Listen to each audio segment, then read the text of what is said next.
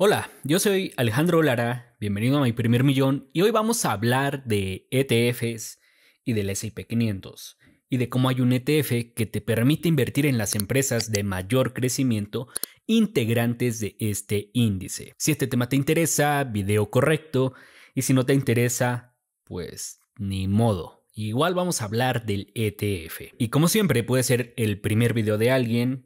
Vamos a comenzar con los básicos, pero ya sabes que si te sabes esta parte o te aburre, en la descripción encontrarás la línea de tiempo. Comenzamos porque entonces un ETF es un híbrido entre un fondo de inversión y una acción.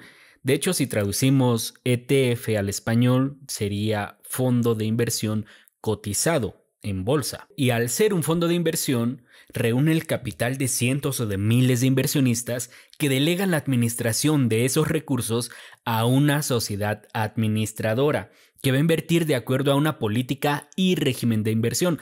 Para ello, irá seleccionando diferentes clases y tipos de activos, como pueden ser acciones, bonos, efectivo, criptomonedas, metales, todo dependiendo del objetivo del ETF.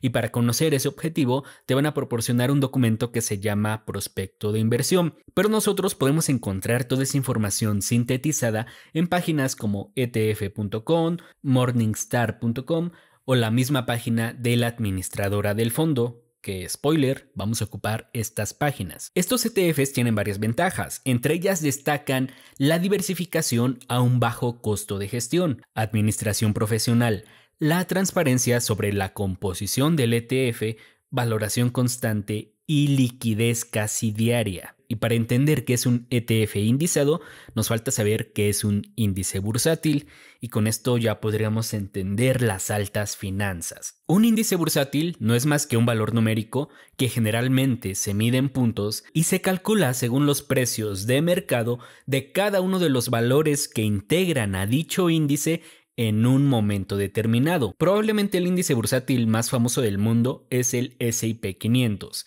que mide el desempeño de las 500 empresas de mayor capitalización de Estados Unidos, o sea, las 500 empresas más grandes que cotizan en bolsa. Y entonces cuando nosotros escuchamos en un noticiero, el S&P 500 tuvo una alza de un 1% en el día, eso significa que en su promedio ponderado, esas 500 empresas subieron un 1% su precio de cotización respecto al día anterior. Y todo esto es maravilloso y si te fijas es bien sencillo. Pero la mala noticia es que no puedes invertir en un índice. Ya te dije que los índices son valores numéricos. Por ejemplo, la inflación también es un índice y no es como que tú puedas ir e invertir en la inflación. Aquí es donde necesitamos a los ETFs indizados. Por ejemplo, un ETF indizado al S&P 500 lo que haría sería que va a comprar las acciones de esas 500 empresas que integran el índice exactamente con la misma ponderación y las va a administrar bajo la misma metodología. Si te fijas, con esto ya estamos logrando invertir indirectamente en ese índice, y lo que va a pasar posteriormente es que la administradora, como ya te dije que el ETF cotiza en bolsa de valores, va a dividir ese portafolio en pequeños pedacitos que serían acciones o más bien títulos de ETFs, y los va a mandar a cotizar en bolsa de valores para que posteriormente tú agarres tu celular, te descargues un broker y puedas comprar un pedacito de ese ETF a precios que son relativamente accesibles. Con esto terminamos la introducción y ya podría ser el centro de atención de cualquier fiesta con esta plática interesante de ETFs. O probablemente te van a mirar raro, pero no entiendo por qué harían eso. Comenzamos ahora sí con el cuerpo del video, y el ETF del que vamos a hablar tiene como clave de pizarra o ticker IWW, iShares S&P 500 Growth ETF, que es un ETF de la administradora de fondos BlackRock que al 25 de marzo de 2022 cotizaba en 1,515 pesos. Bastante accesible. Este ETF lo vas a poder comprar desde tu broker favorito. Por ejemplo, lo puedes adquirir desde GBM Plus, que por cierto, si no tienes una cuenta con ellos y quieres ganarte tu primera acción con valor de entre 200 y 300 pesos, en la descripción encontrarás un código de invitación. Es gratis. Y vamos a comenzar con las generalidades del ETF, porque es un ETF que invierte en las empresas del S&P 500, pero únicamente en aquellas que tienen características de crecimiento, y esto basándose en tres factores: crecimiento en ventas, crecimiento en ganancias y momentum. Vamos a explicar cada una de ellas. Crecimiento en ventas se refiere a que la empresa seleccionada debe haber aumentado su tasa de crecimiento en ventas por acción durante al menos los últimos 3 años. Esto lo vamos a poder visualizar con el ratio sales per share. El número 2, crecimiento en ganancias, se refiere a que la empresa seleccionada debe haber aumentado su tasa de crecimiento en ganancias por acción durante al menos los últimos 3 años, y esto lo podemos visualizar con el ratio earnings per share. Y momentum se refiere a una estrategia de inversión en la que inviertes en aquellos activos que han mostrado o están mostrando una tendencia alcista. Esto lo haces porque tú esperas con esa estrategia que esa tendencia se prolongue durante más tiempo. En el caso de IWW, ese momentum se toma con el cambio en el precio de los últimos 12 meses. Y el índice de referencia que sigue nuestro ETF IWW es el S&P 500 Growth Index, que es quien publica precisamente esta metodología de selección de activos que ya te comenté. Con esto primero ya podemos notar que IWW es un ETF ligeramente más agresivo que cualquiera que te permita invertir simplemente en el S&P 500, ya que toma únicamente las empresas que se espera tengan un mejor desempeño que el promedio del mercado. Y aquí haremos un pequeño paréntesis para tener un punto de referencia. Porque el ETF de BlackRock que invierte en el S&P 500 tiene como ticker IWV. Entonces podríamos decir que IWV es la canasta completa, las 500 empresas integrantes del S&P 500. Y por lo tanto IWW tendría solo las empresas de crecimiento de esta canasta. Pero además de esto también hay otras administradoras que también tienen un ETF que replica el S&P 500 y uno de crecimiento. Por ejemplo, el de Vanguard es VOO y su ETF de crecimiento es VOOG. Lo mismo tenemos con el SPY, que es el ETF más antiguo que replica el S&P 500, y con su ETF de crecimiento, el SPY-G. Y las diferencias que hay entre estos ETFs en cuanto a composición de activos son casi imperceptibles,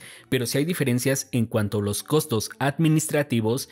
En ese sentido, IWW es más caro que su similar VOOG, pero lo elegí para este video ya que cotiza a un precio más accesible, simplemente para que tengas opciones y tengas en cuenta todo esto. Y regresando a nuestro video, la metodología de inversión de IWW nos deja con 239 activos de los 500 que integran al S&P 500. Sin embargo, casi el 55% de la composición del portafolio se encuentra en tan solo 10 posiciones, 8 de las cuales también integran el top 10 de acciones del S&P 500, con la enorme diferencia de la ponderación. Por ejemplo, mientras Apple, la posición más grande en el S&P 500, representa tan solo el 6.86% del portafolio, en el ETF IWW Apple representa el 13.87%, algo que es normal si consideramos que tenemos más o menos la mitad de posiciones. Y en cuanto a sectores también hay diferencias interesantes. IWW tiene un 44% de exposición al sector tecnológico, contra el 28% del S&P 500, algo que era de esperarse porque el sector tecnológico es el que ha tenido el mayor crecimiento y desempeño en los últimos 20 años. Y aunque eso se ve reflejado en el rendimiento, también se ve reflejado en la volatilidad y en el riesgo. Pero vamos a terminar con las generalidades. IWW tiene un costo administrativo de 0.18% anual, que aunque sigue siendo barato, es 6 veces más caro que IWV, el ETF del S&P 500 de la misma administradora, y también es más caro que su similar VOOG de Vanguard. Aquí también va a ser interesante que sepas que esta comisión se cobra de forma diaria y proporcional respecto al precio de liquidación del día del ETF, y te la van a descontar sin que tú te des cuenta. Vamos a seguir porque ya viene la parte interesante del video. ¿Qué pasa con las ganancias y con las pérdidas? IWW es un ETF que reparte dividendos. Tiene un dividend yield de 0.39%, lo que es menor al 0.99% que repartió el S&P 500, algo que también es normal ya que las empresas de crecimiento normalmente reparten menos dividendos o directamente no los reparten, pero a cambio de un menor dividendo podemos esperar un mayor rendimiento con el aumento del precio del título año con año, por ejemplo el último año, pero aquí nos vamos a ir bastante despacio.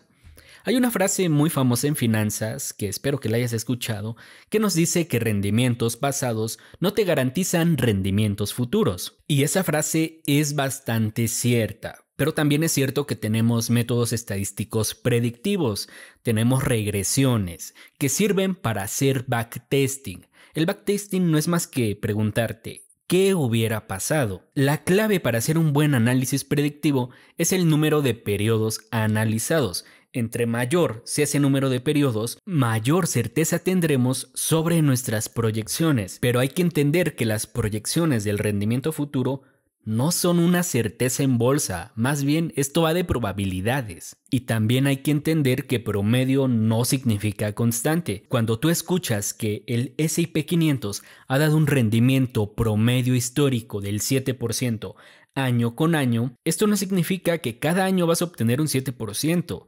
Significa que el promedio fue 7%. Es más, hay recesiones, hay periodos de estancamiento económico, hay crisis económicas, pero también hay periodos de crecimiento económico tremendo. Y ambas se compensan, creando así un promedio. Nada más habría que ver la gráfica de tu activo favorito para entender esto. Esta es la razón de que haya incluido el rendimiento de IWW en los últimos 3, 5, 10, 15 y 20 años. Rendimiento que entonces ya podemos comparar con el rendimiento del S&P 500. Y aquí una breve mención. No sé si sabías que la bolsa de valores es una inversión que genera interés compuesto de forma automática. Si no lo sabías, por aquí te dejo el video donde lo explico. Regresando a la tabla, en los últimos 20 años, el rendimiento por revalorización del precio de IWW ha sido de 8.14% cada año contra el 7.64% del S&P 500, rendimientos promedios. Esto, si lo vemos como una fotografía completa, nos dice que en 20 años IWW tuvo un rendimiento del 392.72% y el S&P 500 376.13%. Realmente no es tanta diferencia, digo, nadie desprecia un 16% de rendimiento más, pero ¿a qué crees que se deba esta diferencia tan pequeña? Te doy 5 segundos para que pienses. 1, 2, 3, 4, 5, se acabó. IWW es más volátil que simplemente invertir en el S&P 500 y la volatilidad se siente en las caídas y dependiendo de tu personalidad se puede sentir también en el estómago. En esta misma tabla incluí algo que se llama máximo drawdown acumulativo. El drawdown lo que hace es medir la caída individual y acumulativa más grande de un activo y comienza desde que tenemos un pico, comienza la caída y cuando toca fondo ese es el porcentaje que vemos en drawdown, pero este dura hasta que te recuperas y alcanza un nuevo pico. Sabiendo esto, el drawdown más grande que ha tenido el S&P 500 fue de menos 55.25% y se dio durante una época terrible para la bolsa de valores de Estados Unidos, primero comenzando con el estallido de la llamada burbuja.com, eso fue por ahí de los años 2000, que se juntó con la crisis inmobiliaria de 2008 y fue hasta 2009 cuando comenzó la recuperación. Con este drawdown es con lo que realmente tenemos que hacer nuestro perfil de riesgo. Imagínate que tú, tal vez un inversionista, no sé si principiante o ya experimentado o incluso podría ser tu primera inversión en bolsa de valores,